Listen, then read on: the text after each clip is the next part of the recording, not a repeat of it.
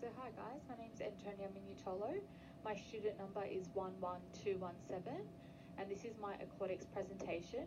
The stroke that I'll be focusing on today is freestyle.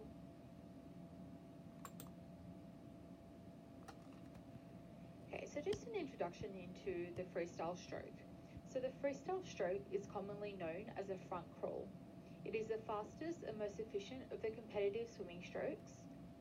The arm stroke accounts for as much as 90% of the propulsion in the freestyle stroke, while the flutter kick only accounts for around 10%.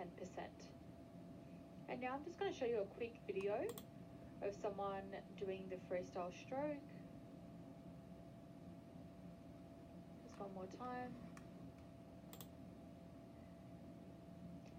And so today the slides that follow on from this slide include all of the technical components of what the freestyle stroke encompasses. So we'll be looking at the arm action, breathing, the flutter kick and body rotation. And then towards the end of the PowerPoint, we'll be looking at some coaching cues to assist students in bettering their technique. Okay, so the arm actions, there's a few different phases, there's about 4, and so we'll break them down and tell you what each of them entails. So the first one is entry. So the hand entry into the water must be smooth and in line with the shoulder of the body. The elbow must be high and the wrist must be raised. The index finger and thumb leads as the hand enters the water. This is then followed by the elbow, and it's in an extended position, followed by the other hand pushing under the hips. The second phase is the catch phase. It's the initial part of the pull phase and is made following the entry hand. The little fingers lead the hand in a slightly outward sweep, which applies force against the water and assists in propelling the body forward. The third phase is the pull phase, and this is where the elbow begins to flex and the hand travels downwards and outwards path. The elbow stays flexed through this phase. As the hand approaches the deepest point, the downward sweep and turns into the in sweep. So there's like the transition there. So the elbow is flexed to a right angle, so around 90 degrees, and the arm continues into this position underneath the shoulders. And last phase is the push phase. Just down here, it's considered to be the most propulsive part of the arm stroke. It commences at the end of the in sweep. During this phase, the hand moves backwards, outwards and upwards, whilst the pressure is created by the arm to push the body forward. Once the hip has moved over the hand, pressure against the palm of the hand is released slightly and the elbow begins to flex, allowing the hand to leave the water smoothly. And just over here we've got some videos of these 4 phases just being shown here. So I'll just play these. They're a little bit easier to see. There's that 90 degrees. I'll just show it one more time. It's a little bit easier to understand watching these videos. And I'll just show you this one here.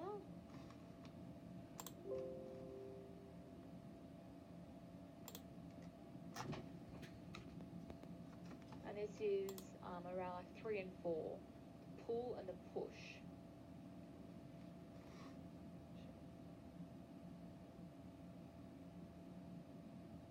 Okay, now moving on to the breathing. So for the as the freestyle is the fastest swimming stroke, you don't want to lift your face out of the water to breathe. Instead, you turn your head to one side, and as a result, the proper breathing technique is the most difficult amongst any of the strokes for any swimmers, and it's quite hard to master. So students are to exhale while their face is underwater. So when they turn their head to breathe, they only have a second to inhale. So it's quite a quick, quick component. So it's got to be done quickly and efficiently for it to be done successfully. Okay, so students are to align their head with their body between breaths. Students are not to move their head except when they turn into the breath stage. eye should be focused on the bottom of the pool to help keep the head still and properly aligned. Breaths should be taken on the same side of the body during every other stroke. Each arm pull counts as a complete stroke. Students are to turn their head towards the side on which their arm passes overhead. Rotation of the head until the mouth just clears the water, and then inhale sharply. Ensure students do not lift their head in this stage. Try to avoid over-rotating of the head and turn the head only enough to take a quick breath. Immediately, students are to turn their head back to face down position and then begin to exhale to prepare for their next breath. And there's just a quick video here to demonstrate. So a slight rotation of the body so that they can breathe. Just another quick video.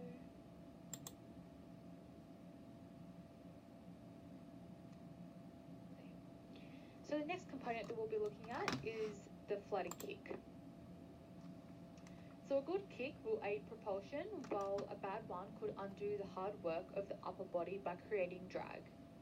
Students need to keep a constant, smooth and continuous action with their kick, ensuring ankles are relaxed and flexible, pointing toes behind the body and kicking up and down in a continuous motion from their thighs.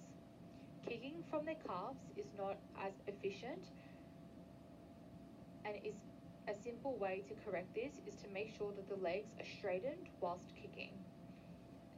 So just in the top right hand corner we have a picture. The one with the green tick is the correct way to do it, so the toes pointing outwards, like so straight, like a ballerina, and the one with the X is what not to do. And just a quick video just below that is of the flutter kick. You can see the legs are continuous and the movement is coming from the hips and thighs.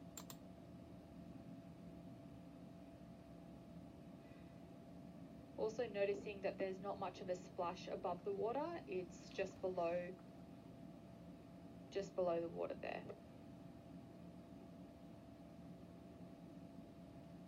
And the last component that we'll be looking at today is body rotation. So body rotation is a critical movement to increase the distance per stroke.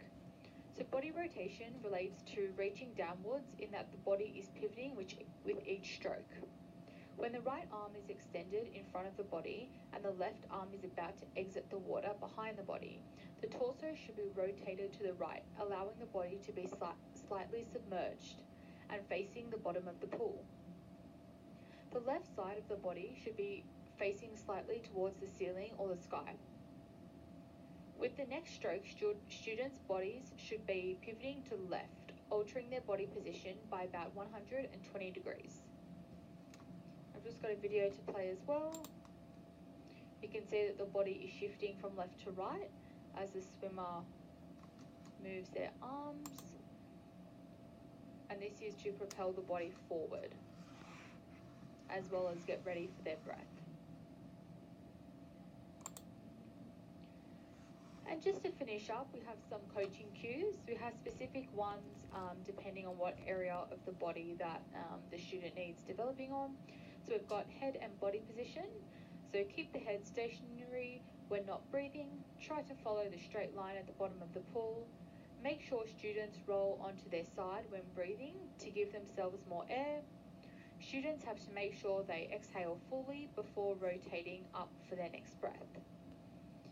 Focusing on arms, ensure thumbs and index finger are hitting the water first. Make sure when your hands are entering the water, they are in line with their shoulder. If you're looking at legs, you need to make sure that the legs are kicking continuously.